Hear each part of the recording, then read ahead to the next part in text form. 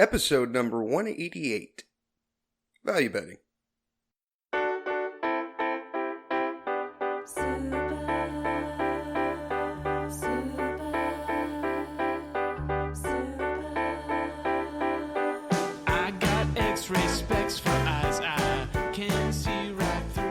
Welcome to the Heads Up Poker Podcast. This is Steve Barton, and thank you for tuning in.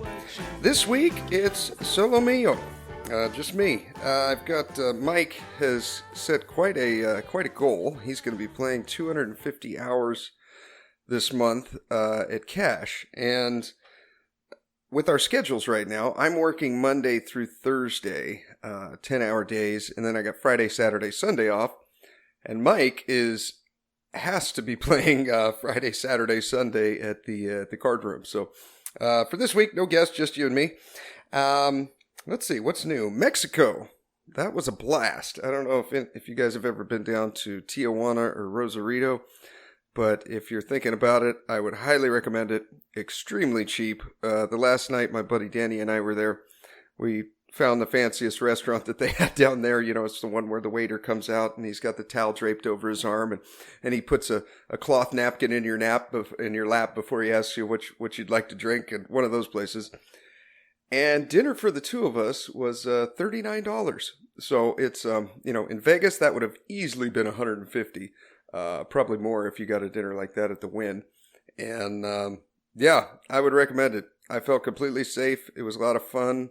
And a weekend like that in Vegas or Hawaii would have been thousands of dollars. Instead, it was a few hundred. So it was a lot of fun. Highly recommend it. What else do we got coming up? I got a stocks class I briefly mentioned last show. And I called the guy. I signed up for the program. I sent him a check for $5,000 before I was able to talk myself out of it. And I'm excited about this. It's going to be the first week in October, so we got another few weeks before it comes up, but it's going to be 4 hours one day, 4 hours the next, and then you start day trading. This guy gives you coaching for live coaching for the first month, and then questions and emails and phone calls after that for 3 months. So you do have some coaching support afterwards, which is good. At least for me, was important, because I want to make sure that what I'm actually applying when I'm day trading is corresponding with what I should be doing, you know. But the more and more I learn about this, I've been listening to books on stocks.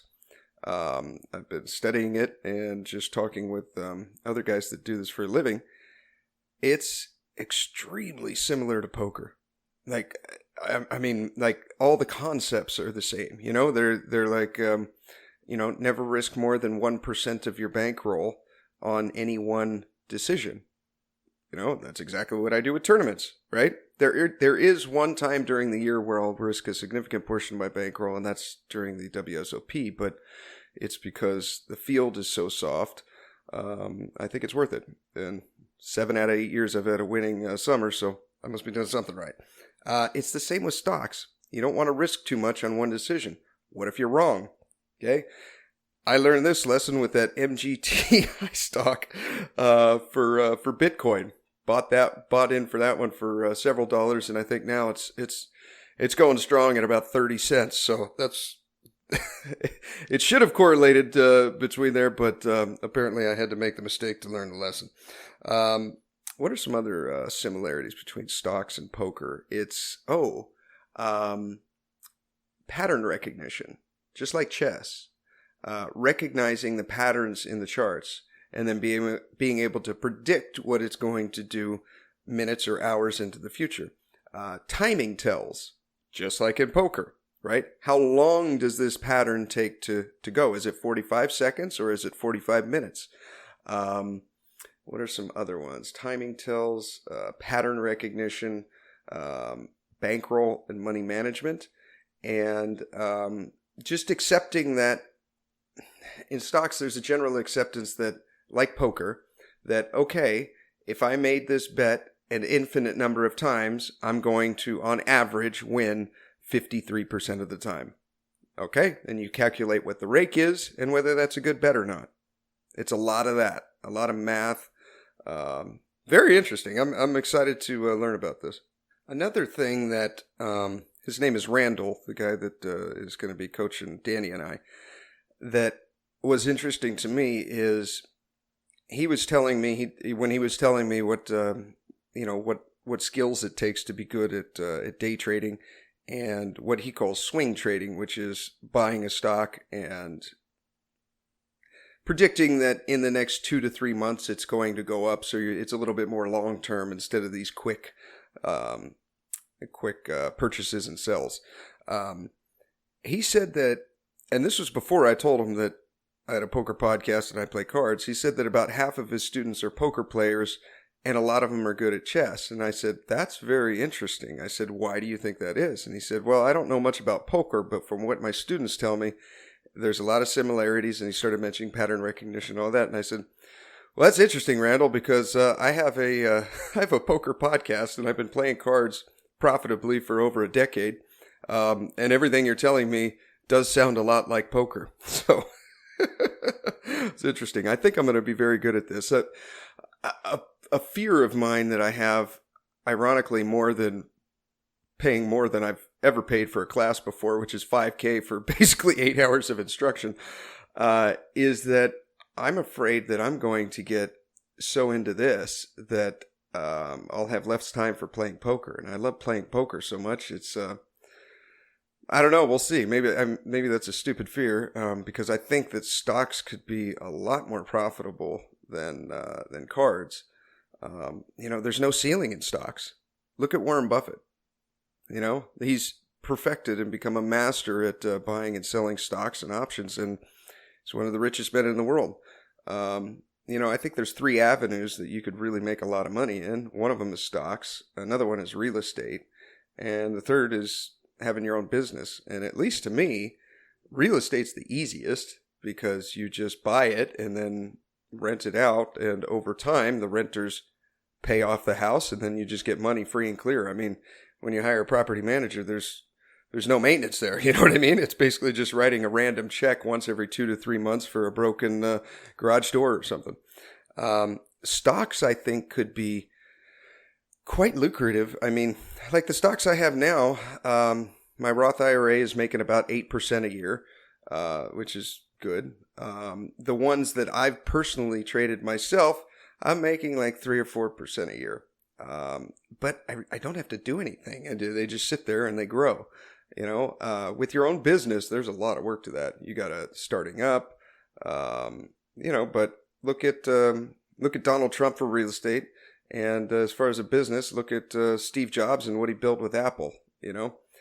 When you're working a 9-to-5 job, there's a ceiling there.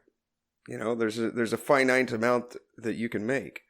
Even for me in the fire service, if I promote all the way up to the top, I'll make a little bit over $200,000, but that's it.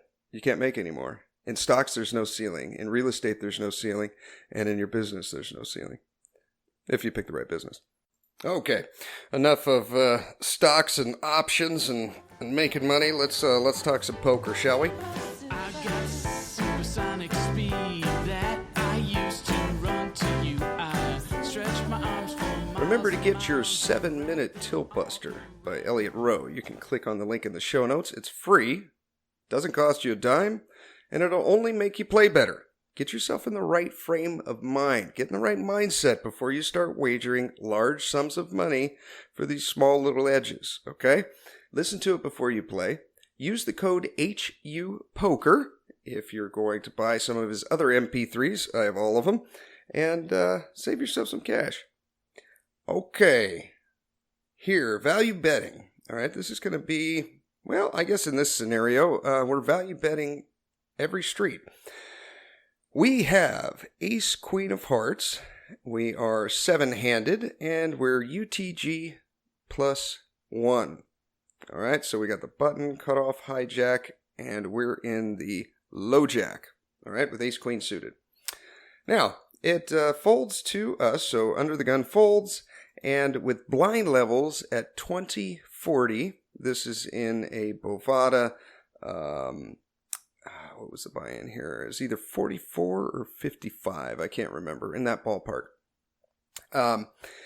We got ace, queen of hearts, sizing, raising when the big blind is 40. I like a little bit more than 3x. And we make it 133. Okay, I like it. As long as we're going over 120, I think that's good. We get one caller to our left, so the hijack calls and everyone else folds. We go to a flop with ace, queen of hearts. We have the ace of spades, jack of diamonds, 3 of hearts. So we got top pair, good kicker. We have a backdoor flush draw. And effective stacks right now are 3,500. Okay, we have 3,500. Villain has 3,800, so effective stacks are 3,500. Pot right now is 326. So, quick question for you, trivia. You may have to pause this. What is our stack to pot ratio? 326 in the middle, and we have 3,500. Okay, Jeopardy music. All right, we're at about 10 to 1. Okay, this is good enough for the poker math at the table. Always be aware of what the stack to pot ratio is. Okay, if you have a stack to pot ratio something like 2 to 1, so let's say our stack right here was only 600 and we're holding pocket kings on an ace high board, might be kind of hard to get away from that hand. The guy's probably going to call with queen jack there. He's also going to call with all his aces. But with the stack to pot ratio of 10 to 1 in that spot, we should be able to get away from our kings there. Okay, makes sense? So always know what your stack to pot ratio is here. It's about 10 or 11 to 1. So we got plenty of room to play.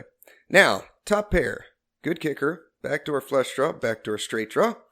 What do we want to do here? Do we want to check or do we want to bet?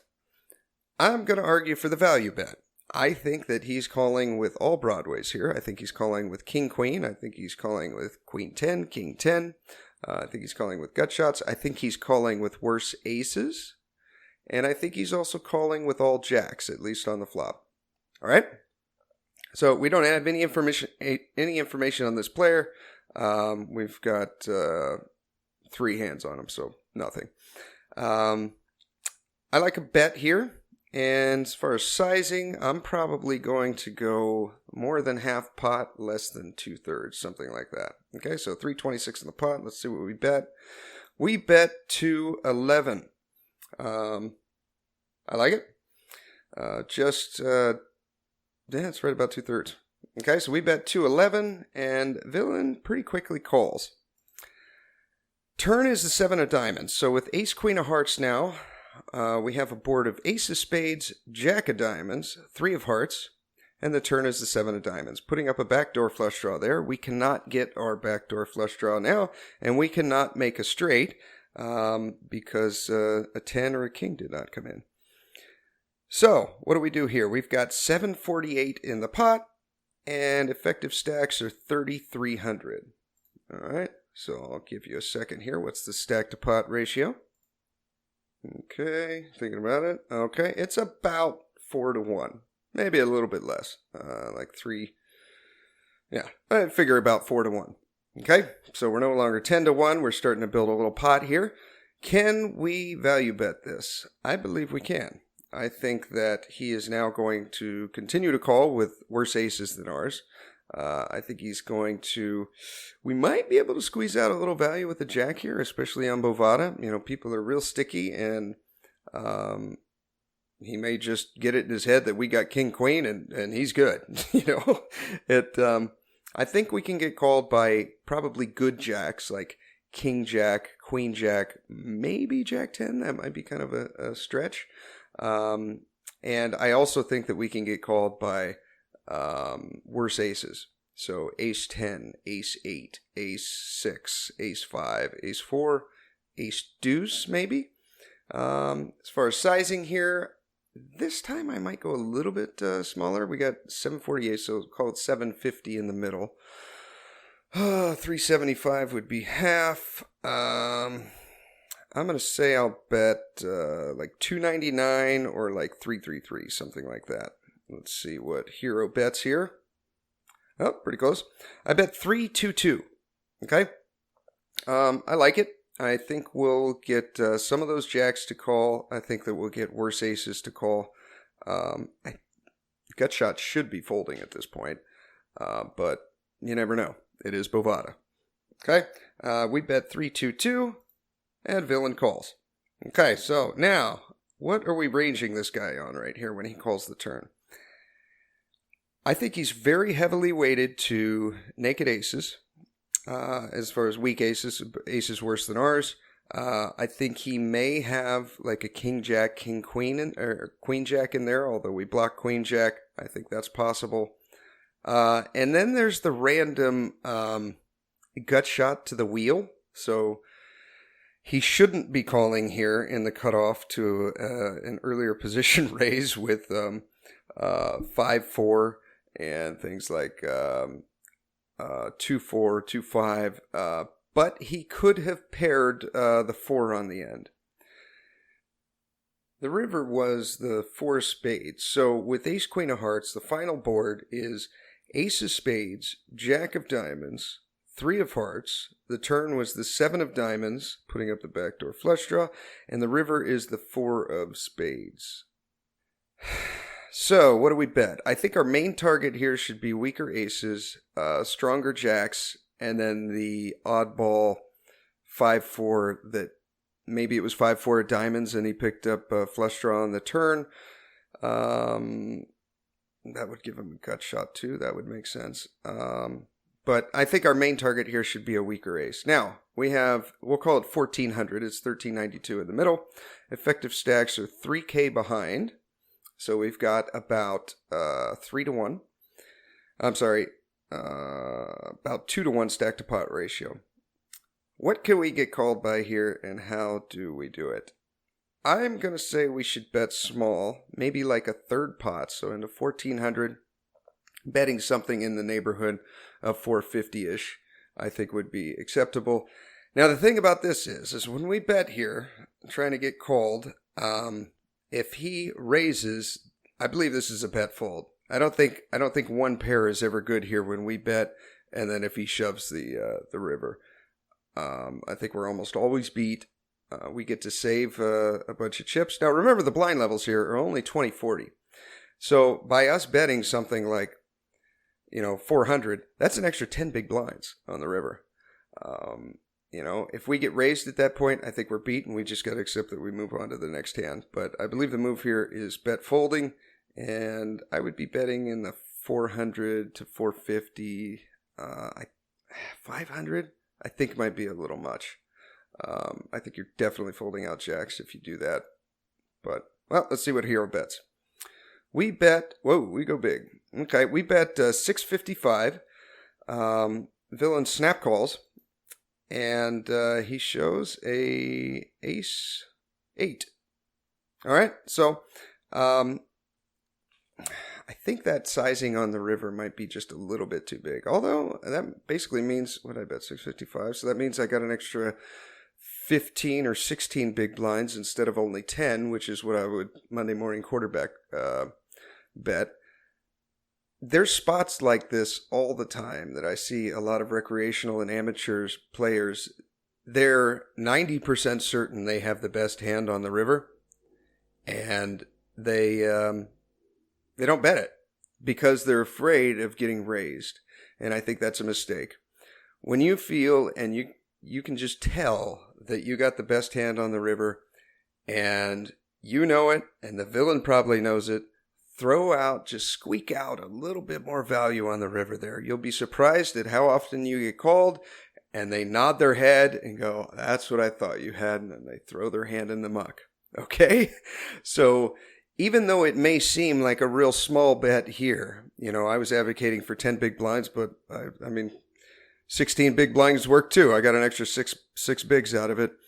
There's a lot of value to be had in that. If you run your database and you look at what you should be making with aces, okay? So this is the average of aces over every single position. You should be making about 15 big blinds. When you're on the button, you're probably going to make more. When you're under the gun, you're probably going to make less. But the average should be about 15 big blinds. Kings are around 10 to 12 big blinds when you average all the spots and all the positions. So basically, value betting these rivers with marginal hands, which ace queen is by the river here, is just like getting kings or aces. Okay, so you cannot miss these spots. These are where you make your money. This is how you build your bankroll as a professional poker player. Hope you guys enjoyed that. Next week we'll be back, and thank you for tuning in. Here is your weekly motivational speech. In order to get to the next level, I had to make sacrifices. The reality was I was overweight, I was out of shape. You know what? I started to give up soda and only drink water. I gave up French fries. Before I knew it, I had to get disciplined. So my question for anybody, to get to that next level, what are you willing to sacrifice? What are you willing to give up? Who are you willing to stop hanging around? You know what? I spent a lot of time drinking and hanging out with my boys. I had to give that up. And while they were at the nightclub, while they were at the bar drinking, I got into the stadium. I stole a key from the manager, and at midnight, I would get shots up. At midnight, I would work on my game. And that's the kind of passion, that's the kind of commitment it takes to get to that next level. So as a training and development person, my first question is to make sure, what are you willing to give up? What is your discipline like? What is your work ethic like? Are you just comfortable right now? You got an $80,000 job and you're comfortable. You work on a work queue and you're comfortable. You can't get comfortable. None of us can arrive. None of us can just go through the motions. Our job is to get bigger, stronger, and faster. Our job is to get better. All my clients, at least minimum, got to get 10% better. You can't hang around me and not get better. You can't hang around me and stay the same, because me staying the same almost ruined my future. By staying the same, I got stuck, and I got inspired that I got to get better. I got to get to this next level, and I'm obsessed with this next level. Now, I'm obsessed with helping you get to your next level. You can't afford to stay the same. I want you to travel. I want you to have a big house. I want you to have a nice car. But most importantly, I want you to get to the top. I want you to have your dreams come true so you can have this feeling that I have. This feeling that I have, nobody can take it away. I know what it feels like to have a hope and a dream and to get it. We're not chasing dreams, we're catching them.